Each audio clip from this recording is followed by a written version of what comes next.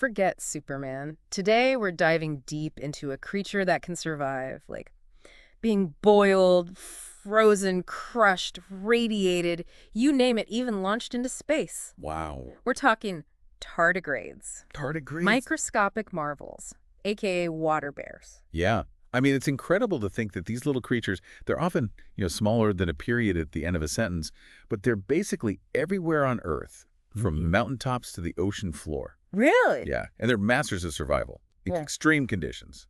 No problem. I'm already picturing these little guys, like, clinging to a rock in space, totally unfazed. Right. But how small are we really talking here? Like, give me a sense of scale. So tardigrades, they range from about zero point 0.1 to 1.2 millimeters in length. Imagine a single grain of sand. Yeah. Right? You could fit hundreds, maybe even thousands of tardigrades on that one grain.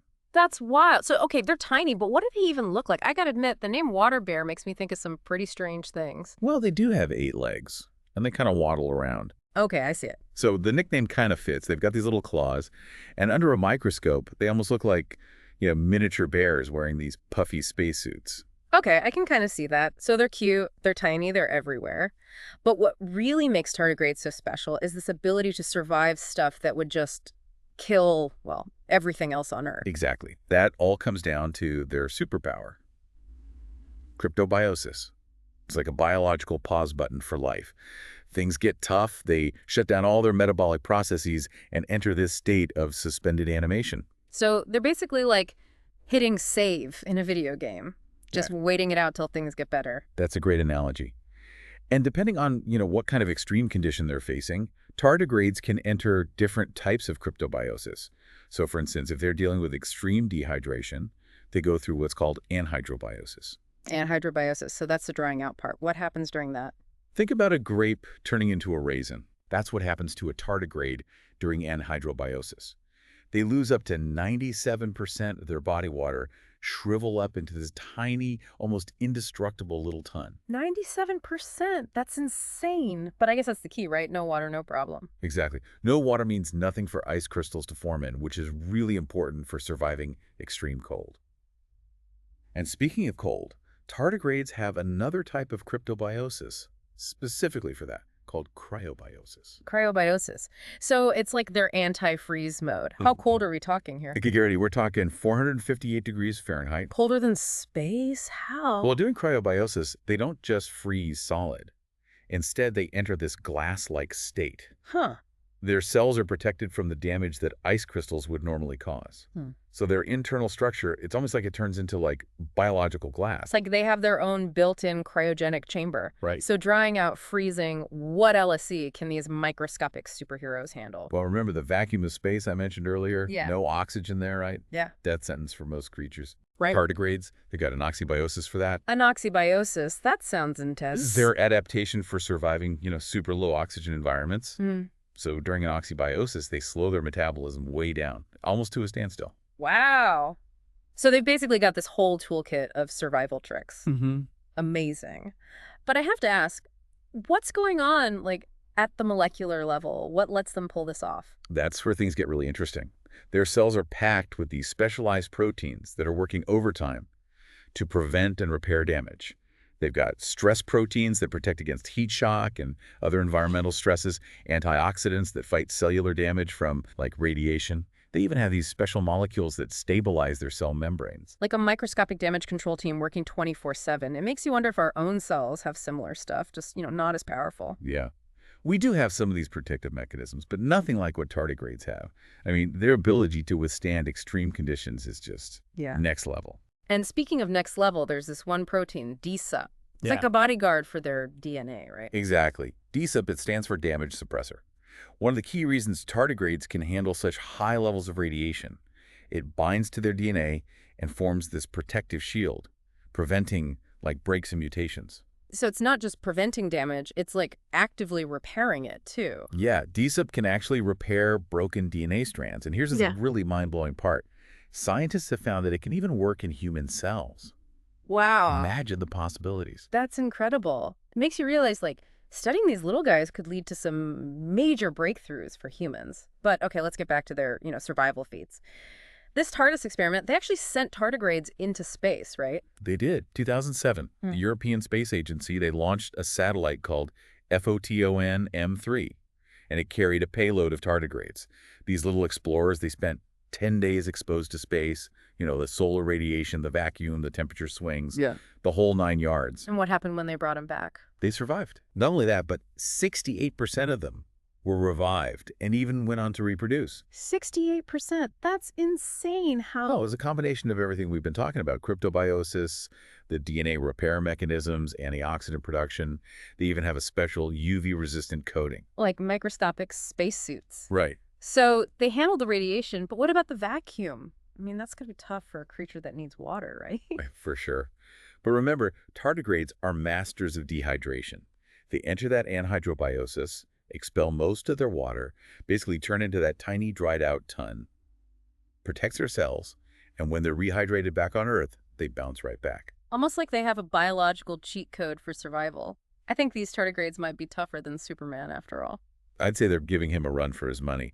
And we haven't even talked about their ability to withstand, extreme temperatures, the crushing pressures, crazy radiation levels. We could save those stories for part 2 of our dive. Okay, I'm hooked. But before we move on, I'm curious, why? Why are tardigrades so tough? It can't just be a coincidence, right? You're right. It all comes down to their evolutionary history. Tardigrades, they're ancient. I mean, their lineage goes back over 500 million years. 500 million years. Dinosaurs didn't even show up until 230 million years ago. Exactly. Tardigrades have been around since before the continents as we know them even existed. And in that time, they've survived 5 mass extinction events. 5. They've lived through multiple apocalypses. It's incredible. And each one of those events, it would have been this massive evolutionary pressure, weeding out anything that couldn't adapt. And tardigrades, with their resilience, they didn't just survive, they thrived. They're the ultimate survivors. Exactly. And that's why studying them is so fascinating. They give us this glimpse into, the power of adaptation, how tenacious life really is. I'm officially in awe of these little guys. Microscopic, maybe, but definitely superheroes. But okay, I'm dying to hear about those extreme temperatures, the pressures, those radiation levels. Part 2. Part 2 it is. Looking forward to sharing more about those adaptations with you. We'll dive into how they survive conditions that would make, even the toughest explorer shudder. Until then, keep those water bears in mind. Think about what they can teach us about resilience and, the limits of life itself. Welcome back to our deep dive into the world of tardigrades. I'm ready for more. Last time we were talking about tardigrades surviving in space, but you mentioned they can also handle, extreme temperatures. Right, we talked about how they survive the coldest space, but get this, they can also handle intense heat. Okay, how hot are we talking? Tardigrades can survive temperatures up to 300 degrees Fahrenheit.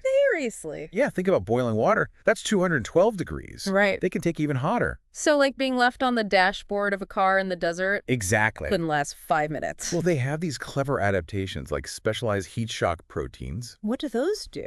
They protect their cells from heat damage.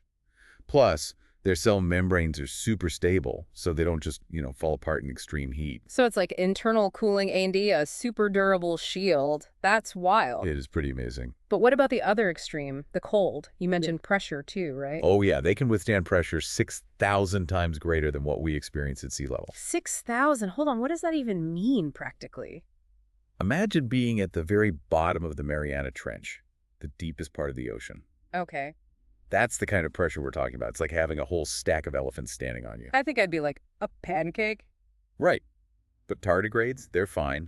And yeah, the ton formation helps. Makes sense, that compact shape. Exactly. It's durable. Yeah. But it's not just that. Their internal cellular structure is also incredibly strong.